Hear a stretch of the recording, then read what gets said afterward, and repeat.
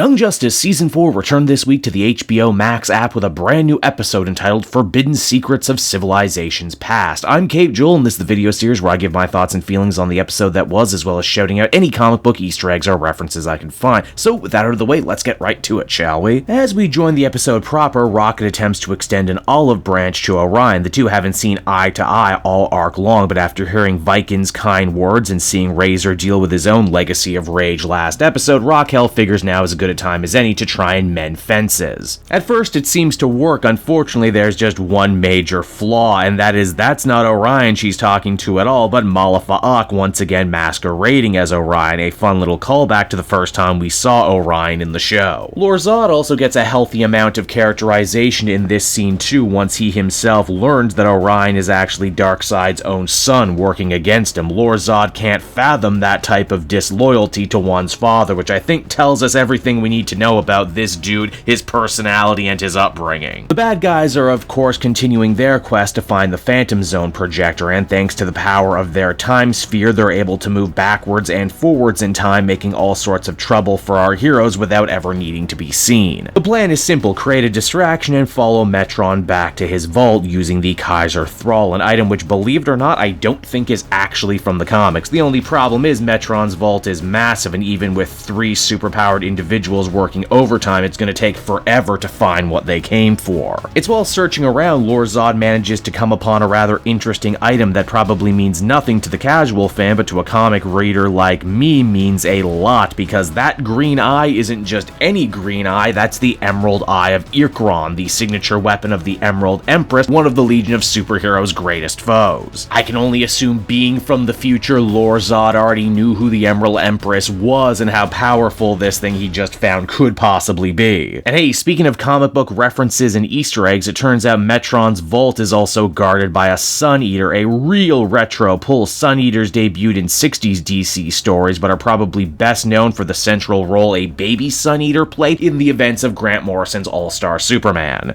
Basically, it's a foe that even a powerful Kryptonian like Lor-Zod can't beat easily, which means the bad guy camp needs to be that much more careful while they try and pull off this heist of the century. Now, at the other end of the episode, we have Beast Boy, who finally gets his long overdue therapy session with Black Canary. And hey, as a longtime Green Arrow fan, let me tell you, I love knowing Dinah's office is above Sherwood Florist, aka Oliver Queen's old flower shop from the comics. At first, Gar is all kinds of apologetic, telling Dinah everything she no doubt wants to hear, that he's working his program, that he's ready to apologize if it means not getting kicked off the Outsiders and assumedly getting kicked out of the place that he's currently living. But Dinah is smart and knows Gar would be willing to say whatever it took to get out of actually having to deal with all of his survivor's guilt and other mounting mental problems. She even just makes fake marks on an empty page just so Beast Boy thinks he's getting one over on her, when really he's not. It's a fun scene. After much work, Beast Boy ultimately breaks down and finally begins the long road to recovery by admitting that he needs help. I like this segment a lot because it actually feels like an evolution on the therapy scenes we saw the rest of the Young Justice team do early on in the show's run. Now back to the peace talks, things are going slower than ever. Bear of the Forever People has decided to drop by to see his Earth friends, and the conversation quickly turns to the topics of love, loss, and specifically the loss of Connor Kent. Hell, the show gets major points from me for remembering that, much like in the comics, Tomar-Ray was the Green Lantern who was supposed to be watching over Krypton when it exploded, so the loss of yet another Kryptonian life hits him specifically hard. But hey, don't worry, it wasn't all doom and gloom. We also learned this episode that yes, Green Lanterns indeed totally go to the bathroom in their suits just like astronauts do. How about that? Now hey, what about Connor? Well, in this episode, he gets a lot closer not only to General Zod, but to the whole Kryptonian community that Zod has built in the Phantom Zone. These folks have been there so long, they've learned that by controlling their will, they can actually interact with the zone around them.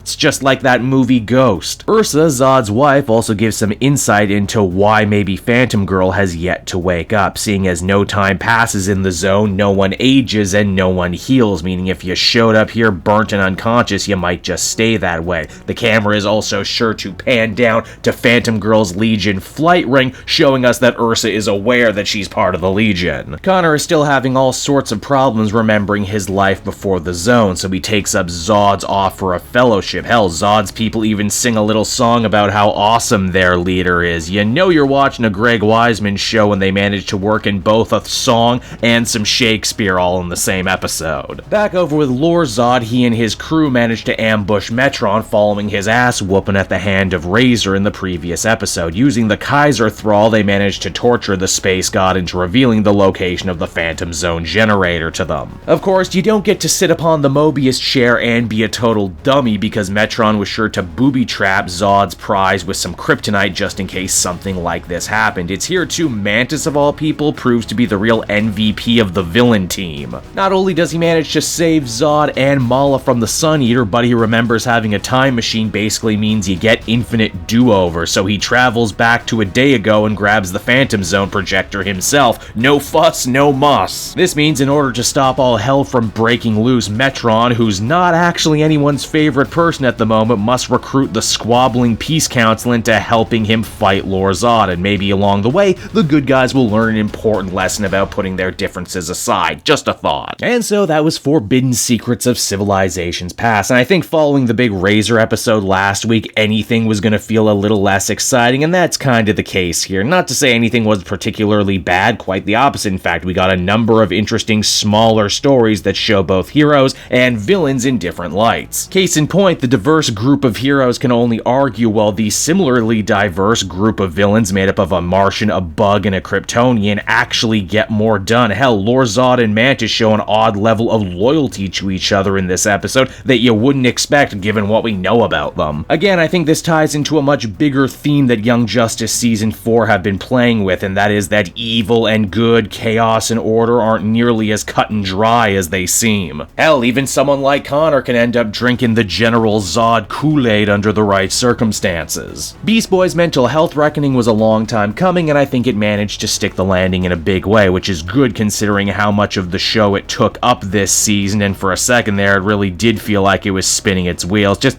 maybe next season can Beast Boy do something fun and relaxing? That'd be nice for a change, because it really does feel like for 2 seasons straight he's been coming apart at the seams. Overall, pretty good, maybe not great. I don't think this one is going to go down as anyone's favorite episode of the season, but it certainly won't be on anyone's worst list either. It did its job, and it did it well. So then, that'll just about do it for me in another episode, everyone. I hope you enjoyed the video. As always, be sure to like, subscribe, and favorite so you're always up to date on when a brand new Young Justice episode is about to drop. And until next time, everyone, this has been Cape Joel, and I will see you all next week. Bye-bye.